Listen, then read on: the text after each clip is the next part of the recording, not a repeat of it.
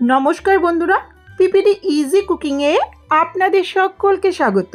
হোলিতে আমরা অনেক রকম স্ন্যাক্স বানিয়ে থাকি, তাই আজকে একটা খুব সুস্বাদু হোলি স্পেশাল মিষ্টি আর নোনতা স্বাদের কম্বিনেশনে গুজিয়ার রেসিপি নিয়ে চলে এলাম। আমার আজকের রেসিপি মাওয়া গুজিয়া। খুব সহজ একটা রেসিপি, যারা কখনো রান্নাই করেননি তারাও এটা খুব সহজেই বাড়িতে বানিয়ে নিতে পারবেন। আশা করছি রেসিপিটা আপনাদের ভালো লাগবে। ভালো লাগলে অবশ্যই লাইক কমেন্ট শেয়ার করবেন আর চ্যানেলটাকে সাবস্ক্রাইব করে পাশে থাকবেন। চলুন তাহলে দেরি না করে রেসিপিটা শুরু করি।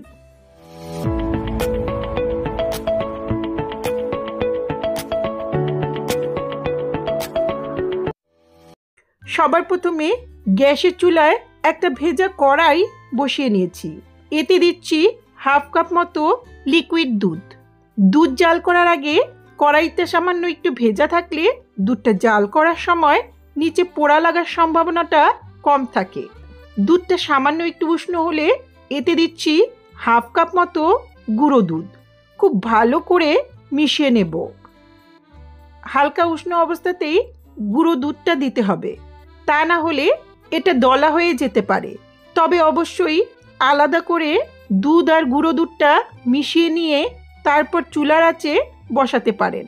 তবে গুঁড়ো দুধের পরিবর্তে খোয়া ক্ষীর দিয়েও পুরটা বানাতে পারেন। ভালো করে মিশিয়ে নিয়ে এখন এতে দিচ্ছি হাত দিয়ে ভালো করে মুথে নেওয়া বা চটকে নেওয়া 300 গ্রামের মতো ছানা। ছানাটা আমি বাড়িতেই বানিয়ে নিয়েছিলাম। বাড়িতে বানানো ফ্রেশ ছানা দিয়ে রান্নাটা ভালো হয়।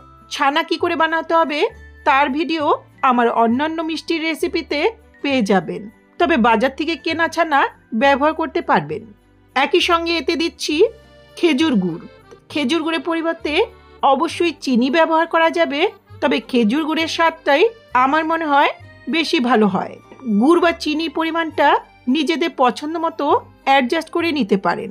এখন খুব ভালো করে ঘেটে মিশিয়ে নিয়ে লো মিডিয়াম ফ্লেমে নেড়ে চেড়ে ততক্ষণ জাল করব যতক্ষণ না দুধটা শুকিয়ে পুরটা ঘন হয়ে যাচ্ছে।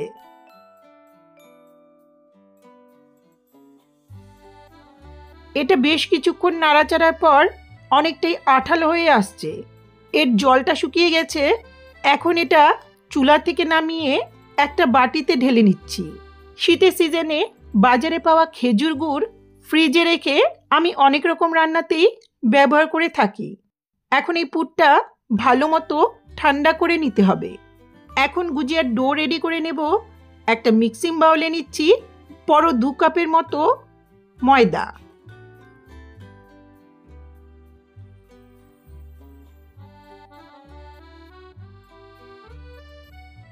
এতে দিচ্ছি হাফ টিস্পুন লবণ।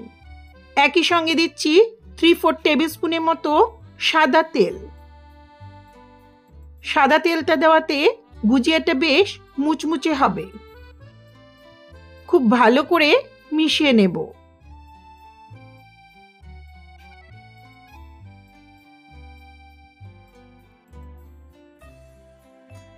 এটা মেখে নেওয়ার পর এই রকম দলা হলে বুঝতে হবে ময়ানটা ঠিক হয়েছে। এখন এতে অল্প অল্প করে জল মিশিয়ে একটা মিডিয়াম সফট ডো বানিয়ে নেব। খুব বেশি শক্ত বা নরম করার প্রয়োজন নেই।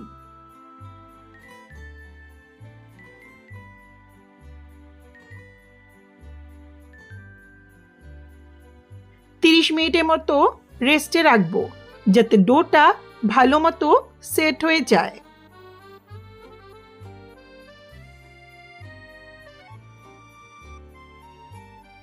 মিনিট পর ফিরে এলাম। এখন এই ডোটাকে আরো একটু ভালো করে মুথে নেব।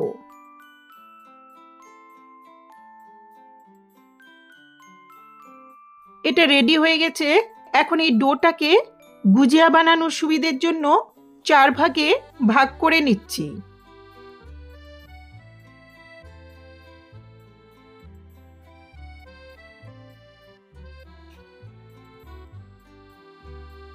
এখন গুজিয়াটা কি করে বানাতে হবে দেখিয়ে দিচ্ছি।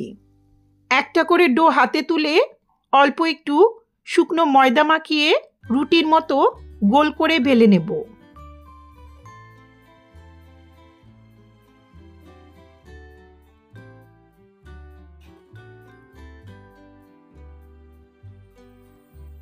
দেখুন এটা বেশ বড় করে বেলে নিয়েছি।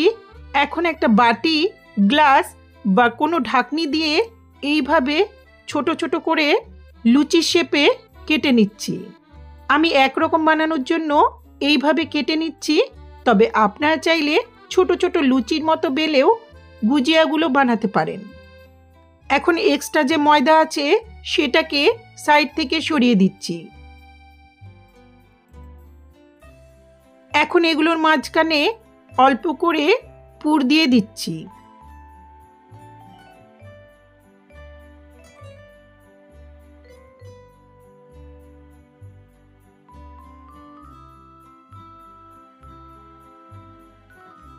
এক পাশে একটু জল লাগিয়ে ফোল্ড করে গুজিয়ার শেপ দিয়ে নিচ্ছি।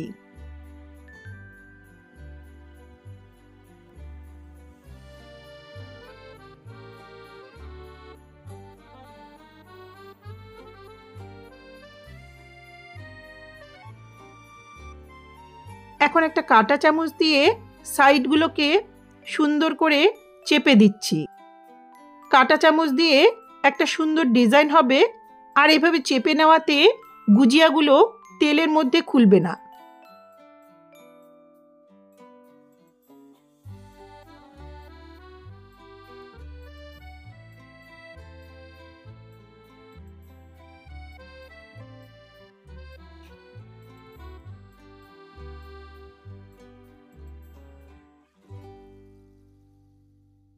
দুটো রেডি হয়েছে, আমি সবগুলো একইভাবেই তৈরি করে নেব। এগুলো খুব ভালো করে সিল করে নিতে হবে, যাতে তেলের মধ্যে দিলে সহজে খুলে না যায়। দুটো রেডি হয়েছে, আমি একইভাবে আরও কয়েকটা বানিয়ে নিচ্ছি।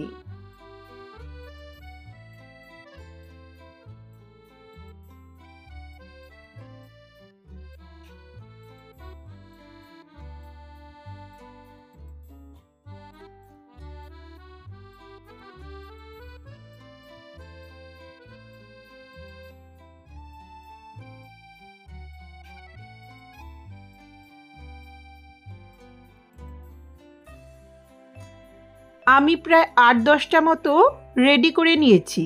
এগুলো ভেজে আপনাদের দেখিয়ে দিচ্ছি। গ্যাসের আঁচে একটা ছোট কড়াইতে ৪০০ থেকে ৫০০ ml মতো সাদা তেল ভালো করে গরম করে নেব।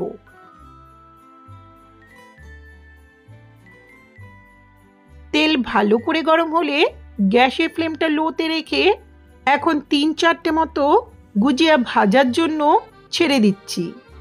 অনেকগুলো একসঙ্গে তেলে ছাড়া যাবে না, ফ্লেমটাকে অবশ্যই লোতে রাখতে হবে, তা না হলে এগুলো ওপর থেকে পুড়ে যাবে আর ভেতরটা নরম থেকে যাবে। এগুলো দেওয়ার পর লো ফ্লেমে ততক্ষণ ভাজবো যতক্ষণ না এগুলো নিজে থেকেই ওপরে উঠে আসছে। এগুলো উপরে উঠে এসছে, এখন এগুলো উল্টে পাল্টে লো ফ্লেমে ততক্ষণ ভাজবো যতক্ষণ না সব দিক থেকে লাল হয়ে মুচমুচে হচ্ছে।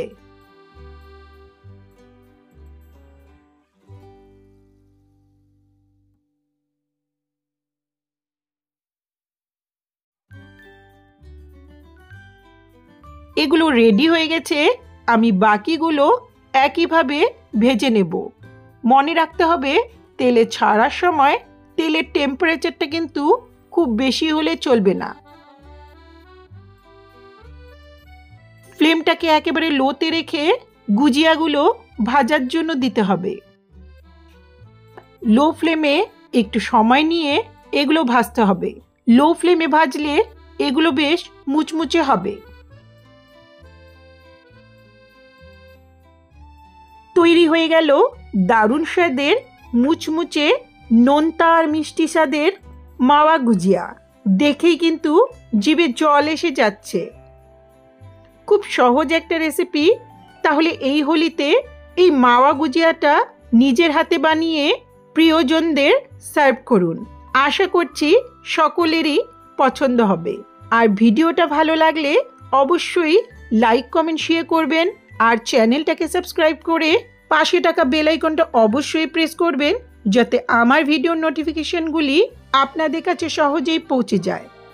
ধন্যবাদ।